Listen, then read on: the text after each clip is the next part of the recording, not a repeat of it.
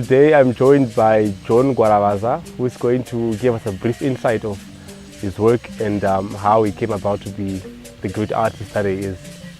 Saka Mr. Gwaravaza, makatanga rini art? Ndakatanga nditi 1971 pananda kuita grade 2. Saka ipapo ndo pandakatanga kuchiona kuti kuveza chinhu chakanga chiri mandiri. Saka maticha angu aindidzidzisa pachikora apo vaitondikumbira kuti ndivavezere kana ndiro dzemiti kana chese chada kuitwa, uyezve kuart futi kudrawing ndakandiriko.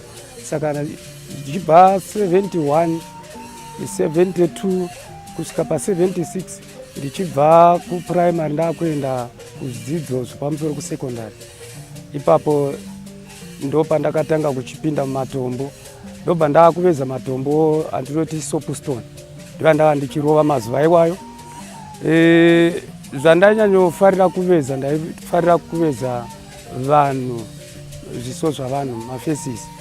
Saka ndaiveza vanhu vakakwana, mafigures, atinoti mafigures kana kuti mabust. Saka kubva ipapo 1992 ndo pandakachizonyatso kupinda mubasa ramatombo, ndakurova matombo, maspringstone, maverdites, nemaopal stones, yatinoti rapokwe pakwekwe, but yakasimba dombo iroro.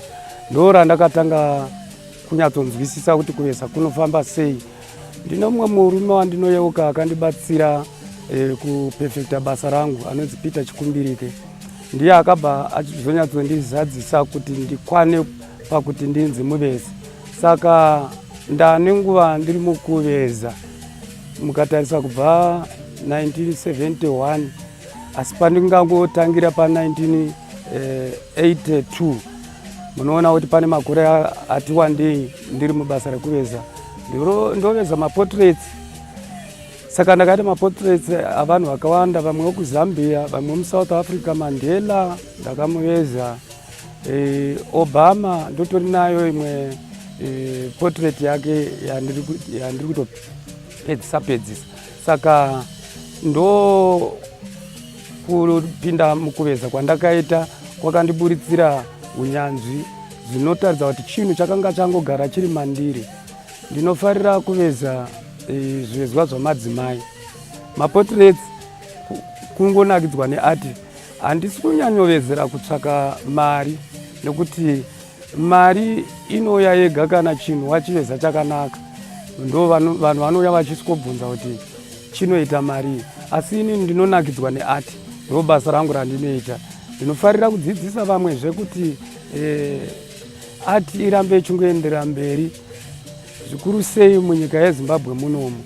Ndinoda kuti dai ati yanyanyokurumbira, ndo zvandinganyanyotaura pamusoro pekuveza kwandinoita.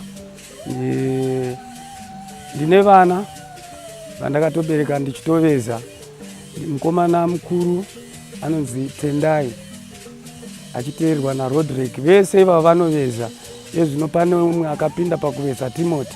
Pane mukomana mudiki Mike, ndiye asati ada kupinda pane zvematombo, vamwe vasikana vakaroorwa. Saka ndine passion yeati zvakanyanya, ndinoda kugara ndichiita zvekuveza. Saka ndo yatongo muraramiro. Ndinodya ati, ndinorara paati, ndinomuka maati, zvese izvo ndo mutambo wangu wandinofarira. Handivezere kutsvaka mari, asi ndine nchiveza kuti mumwe nomumwe angowanawo pisi yangu yandinenge ndakaveza inini. Ndo zvandinofarira. Alright. So tinogonera kuti imi muri pa first generation yevanhu vakatanga nezve art kana kuti pa second generation? Ndega nditi ndiri pa second generation, because the first generation vazhinji vacho handina kutombobatana navo. Ndakanga ndichiri kukura panguva idzodzo. Handina kumbenge ndichiveza ndichitengesera nyika dzekunze. Saka first generation vaitengesera kunyika dzekunze, vaishanda pamwe chete navachena, saka handina kukwanisa kushanda nayo avo. Saka ivi pamakazosvika pakushanda nechitumbi zvaart center zvanga zvafamba sei? Ndakatanga ndichishandira pachikwana. Pachikwana taibhadhara mari dzekuti tigone kushandisa nzvimbo dziripo, taita kuenda nzvimbo idzodzo.